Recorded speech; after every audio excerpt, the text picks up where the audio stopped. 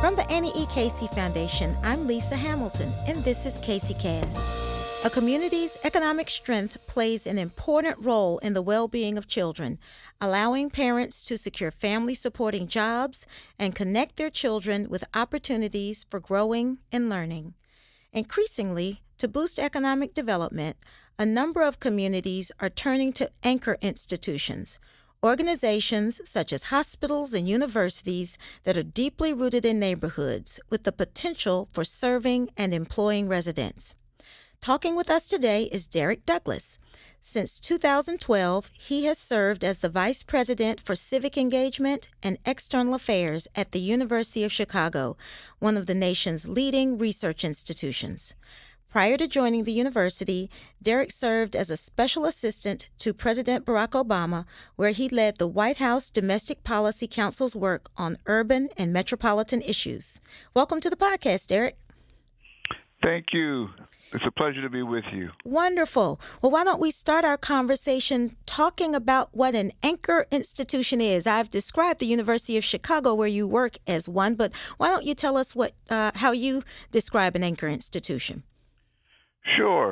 An anchor institution it's an organization or an entity that is located in a place, a neighborhood, city, wherever you may be. It does things like employs people, hires people, builds things that create benefits for the communities around it or have the potential to create benefits for the communities around it.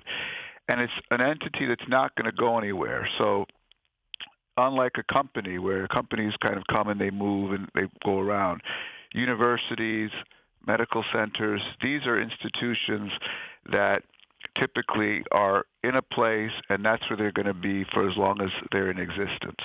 And so they're very focused on trying to think about ways in which the economic engine of the institution can also create benefits for the surrounding communities. Wonderful. And we often talk about jobs, but are there other types of opportunities that anchors have the potential to create in a community? Oh yeah. So jobs is just one piece, the hiring side. Anchor institutions are also big purchasers, so they can support local businesses by buying from the businesses in the neighborhoods. In our case, we also have a medical center, so we provide health care for a lot of people in the surrounding neighborhood. We also happen to have a police force that has a very large patrol area that provides additional safety, meets the safety needs of the surrounding community. We also run programs, so we do a lot around educational programs, whether it's classes to help kids get prepared for college and to succeed and continue through college. We do programs in the arts. We have entrepreneurship programs. We do leadership development and capacity building for nonprofits. So there's a suite of things that we do that are all connecting, really, the university to the community. And the way we talk about it is this notion of mutual benefit, where we try to identify things that leverage the strengths of the university, but do it in a way that creates benefits and is connected to and built in partnership with the surrounding community. You know, when we often think about asking for-profit companies to engage in communities, there's always this issue of a tension between their mission to maximize profits versus an interest in having them be responsible corporate citizens. Do you ever find that, at least in a university context, is there tension between the mission you generally have around educating students and a commitment or a connection to the surrounding physical community you're in? Yeah, I would say that that's not the tension. There is a tension that exists between universities and their surrounding communities. It's not so much, though, through the educational mission and the research mission of the institution. It's more about the footprint, really, of the university. Because most universities, we've been around for 125 years. You have some that have been around 200 plus years. And they continue to grow. Every 10, 20 years, they get larger, more students, more faculty, more physical infrastructure. And as universities continue to grow, that has implications and can be viewed as an encroachment on the surrounding communities.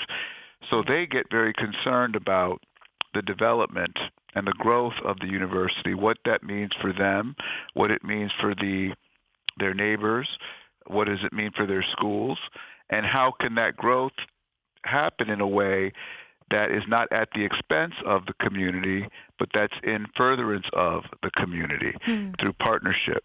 So that, I would say, is the main kind of tension one sees between universities and communities, and is something that we're often trying to negotiate in our work. And there's you talked about the communities surrounding universities. I don't know what the neighborhood the University of Chicago is based in looks like, but cities certainly have changed, particularly formerly industrial cities have changed. And so often these anchors are in communities that may have been blighted by other disinvestment. Can you talk a bit about some of the community conditions that often make anchors so important in the places where they are? Oh, yeah. So in the case of the University of Chicago, we're on the south side of Chicago. And the university, most of its campus is in the neighborhood Hyde Park, which is a very diverse community, racially, ethnically, socioeconomically diverse. The part of our campus is also in the neighborhood of Woodlawn, and we have some presence in a neighborhood to our west called Washington Park. Those neighborhoods are much more economically challenged.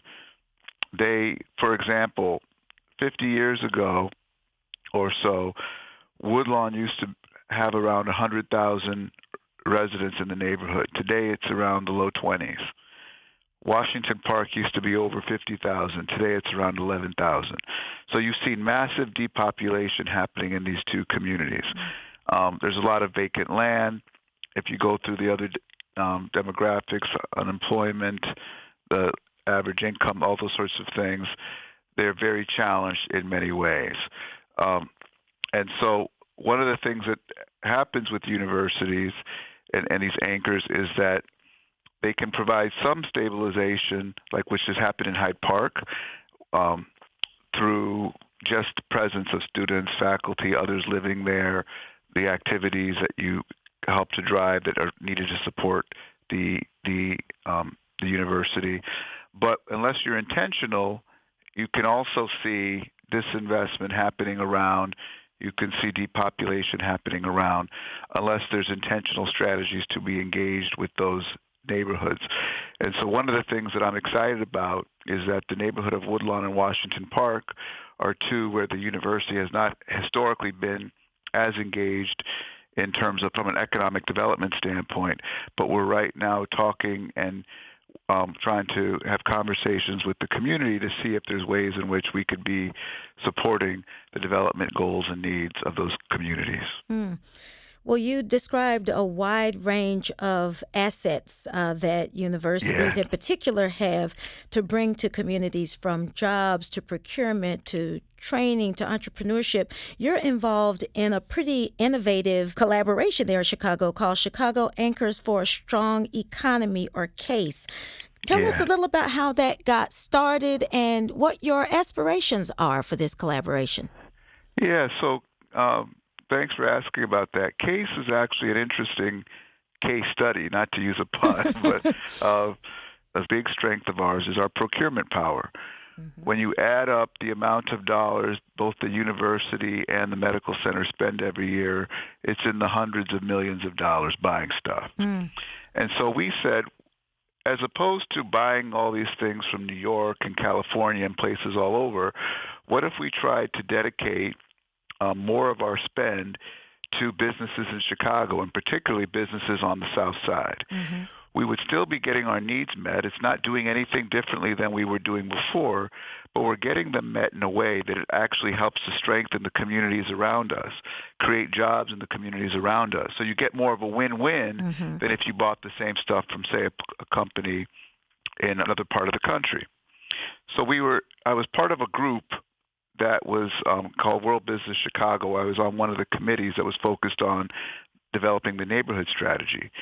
So I put on the table this program. We call it U Chicago Local, ways in which we can invest in local businesses using our procurement strength. We're doing this at the University of Chicago. We're going to focus on Southside businesses. But one idea would be for us to band with other anchors across the city, on the west side, the south side, the north side, where we all kind of adopt essentially a consortium approach to seeing how we could invest more in businesses in the city and in particularly in neighborhoods of need. And I remember Terry Peterson, who was at Rush Medical Center at the time, said, fantastic, sign me up. The city was there, the Department of Planning and Development, and they said, the University of Chicago is interested in doing this. We got to take this on. Julia Stash from the MacArthur Foundation chaired this neighborhoods committee. She was on board. And so from there it grew.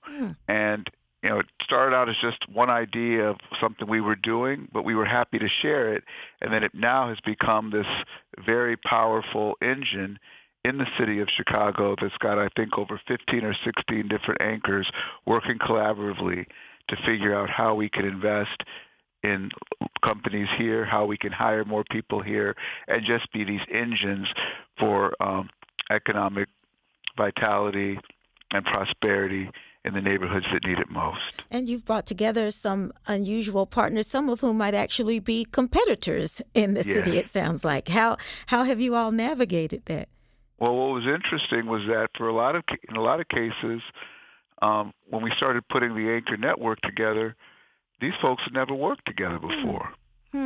And like you said, there was a competitive aspect to it, but there was also just we're all busy, we're all doing our thing, and they hadn't thought about what if we banded together, could we actually create more leverage with suppliers, with different companies we work with in order to the benefit of the city. And I think one of the most powerful things about CASE is that it has broken down some of these perceived barriers between anchors where we don't see each other as the other or as a competitor, but now we see that on some things, certainly we compete for certain things, but we also see that in some areas, by working collaboratively, we can achieve more good together than we can on our own. And the other thing I would say, though, is we took a broader definition of an anchor.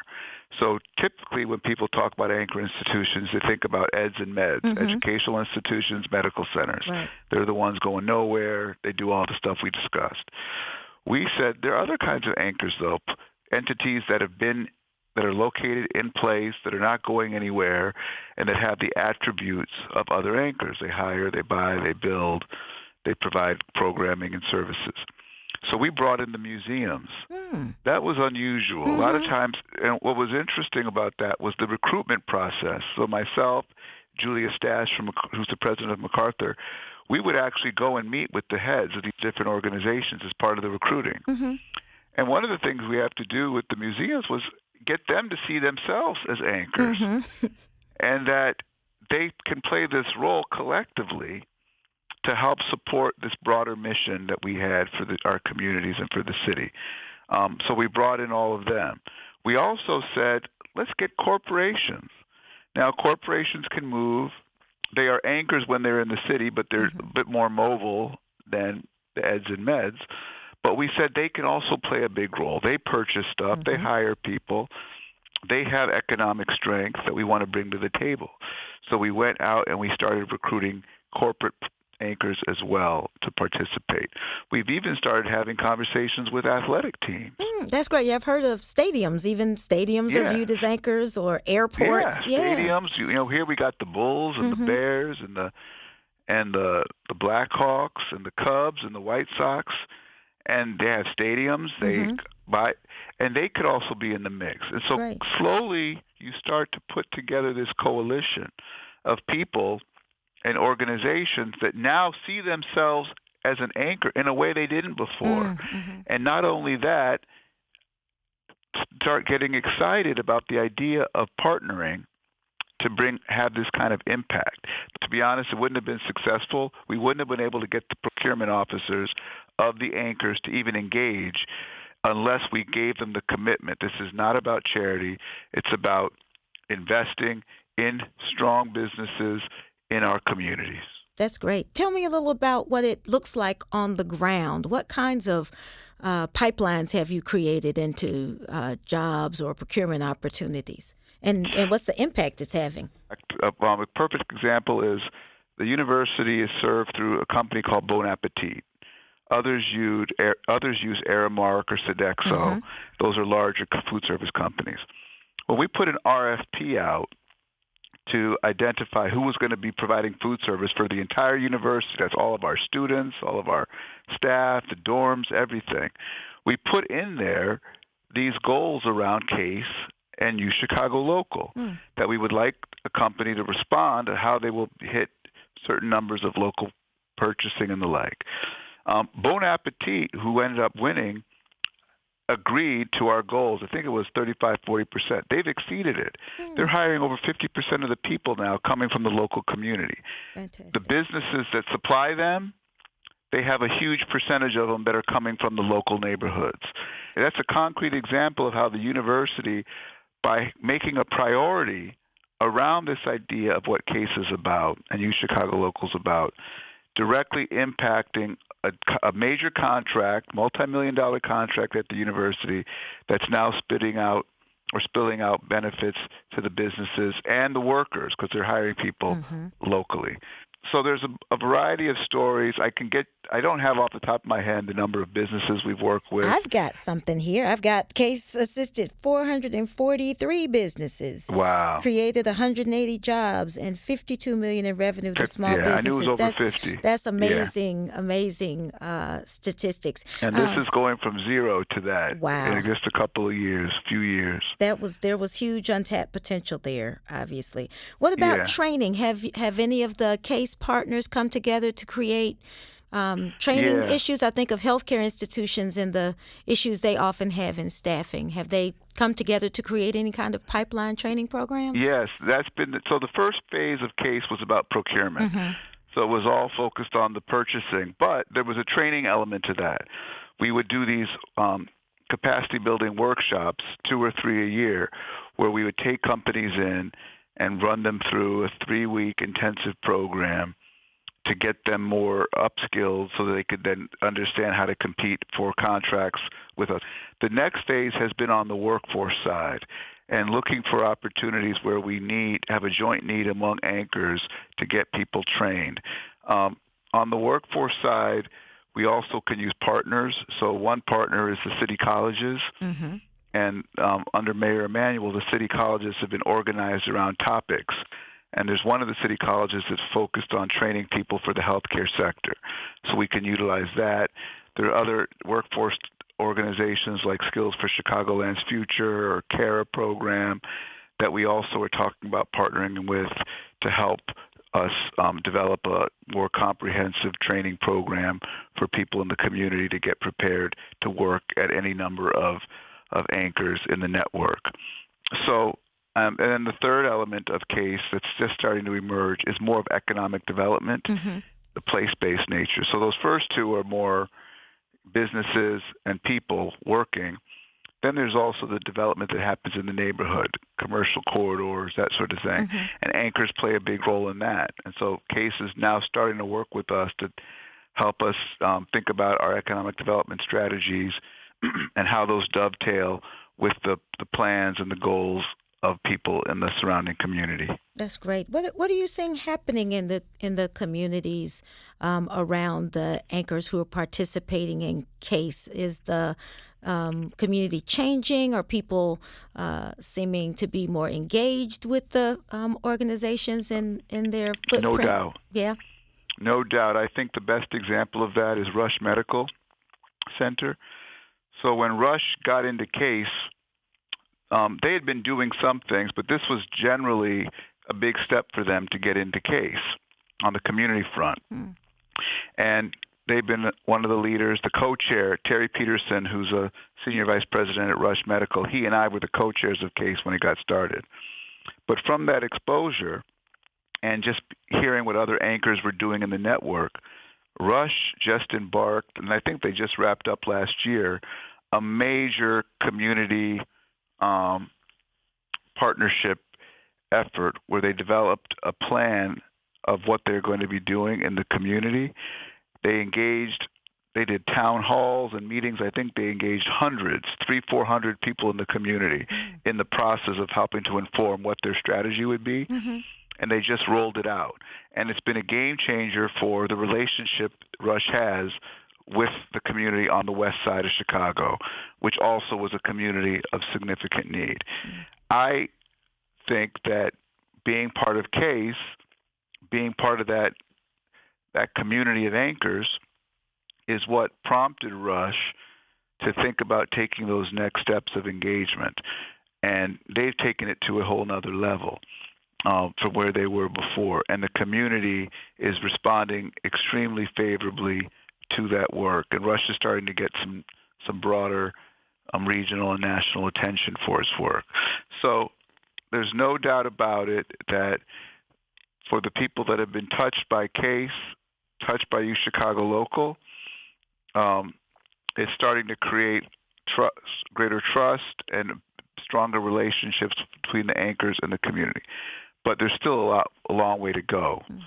And I don't want to suggest that you just do CASE and then that solves all of your problems or all of your issues or challenges in terms of the university or anchor community relations. But it does have a positive impact, no question. That's great. What advice would you give to other anchor institutions who are looking to do this work to make sure there's more economic energy? First, I would say you have to come up with a philosophy, a mindset, a set of principles, whatever you want to call it.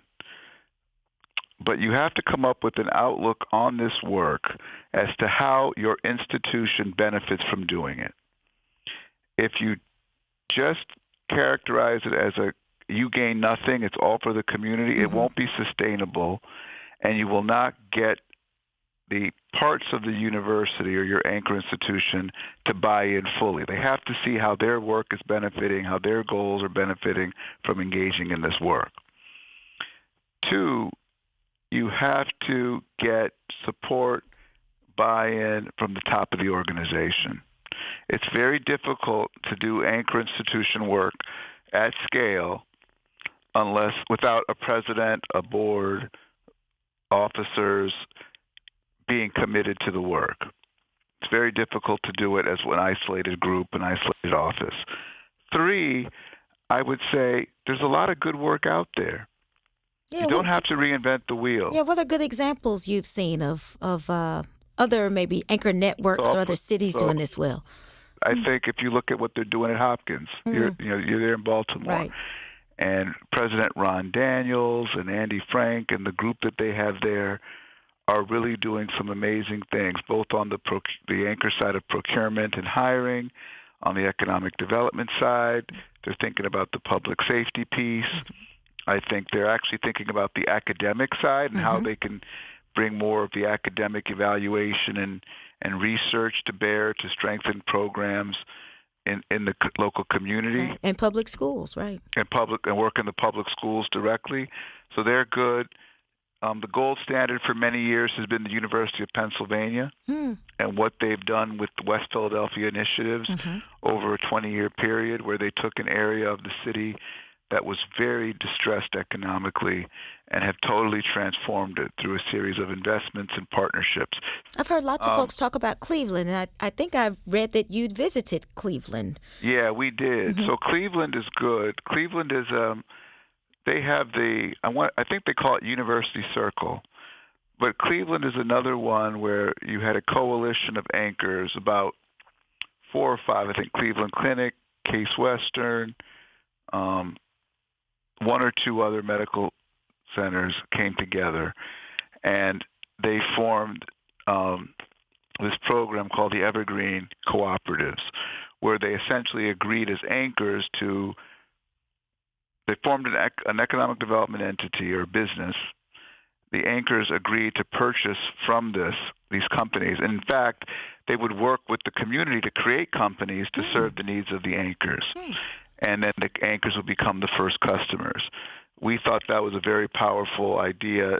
I think in Memphis, They also recently launched a new consortium of several anchors, including a number of medical ones, that's going to take a similar approach. Detroit, another example that has been very involved, led by the Kresge Foundation there and J.P. Morgan Chase and some others.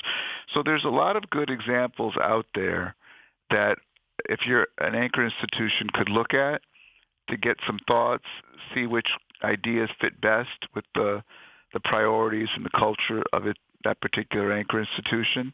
Then I would say you just got to get started. And you got a key to all of it, though. It kind of goes without saying, and I probably need to emphasize it more expressly, is the community side. This work only is effective if it's authentically done through engaging the community. The community, and it's engaging the community as a partner. It's not, let's get the buy-in of the community. It's not, here's what we want to do. You guys are going to have to deal with it, or what do you think? It's, let's work on this together. This is a joint initiative. And the community engagement in all segments, not just the leadership of the neighborhoods, that's key, but also the grassroots of the community, has to be part of the ecosystem that you're creating to then drive these kinds of results. That's fantastic. We know at the Casey Foundation, we're always focused on how strategies can help benefit kids and families. And so much of what you have talked about certainly is going to help the families and the children in these communities thrive. You've held a national perch with the White House, and you've led an initiative there in Chicago. What would you say, I guess, in closing thoughts of what you think the potential there is for anchor institutions in helping us have the kinds of strong families and thriving communities we want to have in this country? I think that the potential for anchor institutions to play a role in helping to strengthen our communities and strengthen our families, it's off the charts. To be perfectly honest with you, I gave you some examples of around the country of anchors that are doing some good work. But we haven't even really scratched the surface of what the anchors can do. And I think that it's incumbent on everybody, not just the anchors, but the cities, the philanthropy and foundations, the corporate sector, the nonprofit sector, to be looking to make sure their anchors are at the table in developing these kinds of solutions. You go to any city in America, they're dealing with, say, a safety issue and other issues. A lot of times you'll see the nonprofits there. They'll work with the city. They'll get foundation support from their local philanthropy. And you have these anchors that are not brought into the mix. Yet they bring this whole wealth of resource, both economic, but also the academic and the educational expertise that they could bring to bear that needs to be brought into the mix.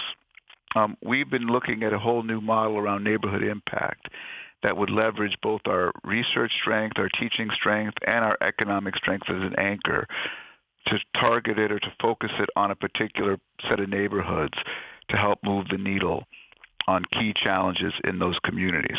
And what I've said is that, when you're fighting against inequality or for economic mobility or whatever it may be, anchors need to be on the front lines. These anchor institutions have the ability. Some of the greatest challenges we've faced as a nation, universities, medical centers, have been at the forefront in getting them done.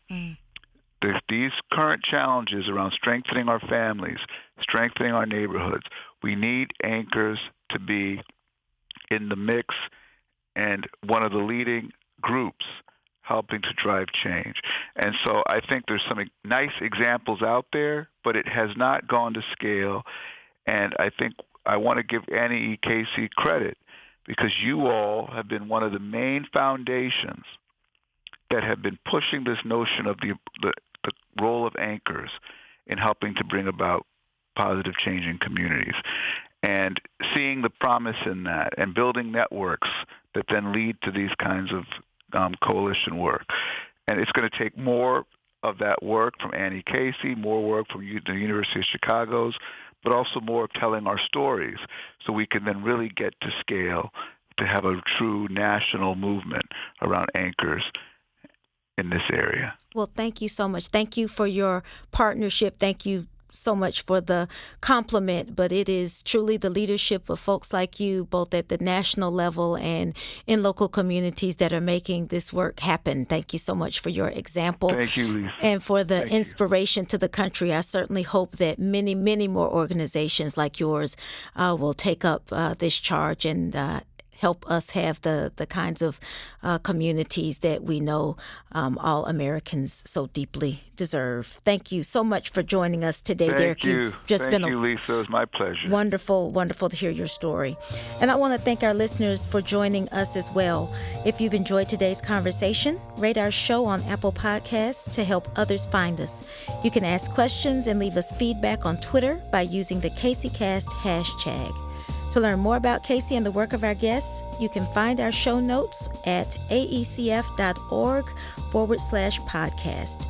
Until next time, I wish all of America's kids and all of you a bright future.